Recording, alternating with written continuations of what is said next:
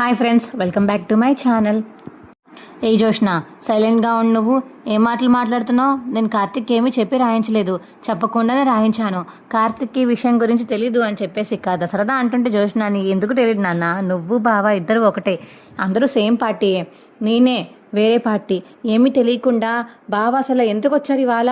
అది కూడా చుట్టం చూపుకి చూసినట్టు అమ్మని చూడడానికి వచ్చారు. వచ్చినట్టు వచ్చి ఆస్తి రాయించుకుని వెళ్ళిపోదామని ప్లాన్ వేసినట్టున్నారు అని జోష్న అంటుంటే, నోర్మూయి జోష్న, మా చెల్లి అలాంటిది కాదు. మా చెల్లి చాలా మంచిది. తన గౌరవాన్ని దగ్గరికి వచ్చేటప్పటికే తనున్న ఇల్లు కూడా వదిలేసి బయట వేరే ఇంటికి వెళ్ళిపోయిన అమ్మాయి ఇప్పుడు ఎందుకు ఆస్తి కోసం వస్తుంది? ఏం రాదు. నువ్వు నాటకాలు ఆడకుండా అందరి మీదకి గంటకు. నీ దగ్గరున్న తప్పుని నువ్వు తెలుసుకో.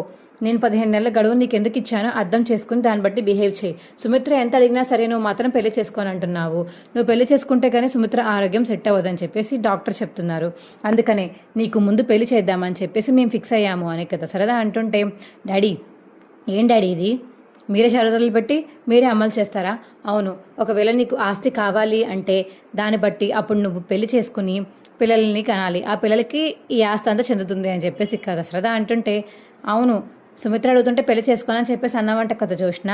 ఏ తప్పేముంది పెళ్లి చేసుకుంటే?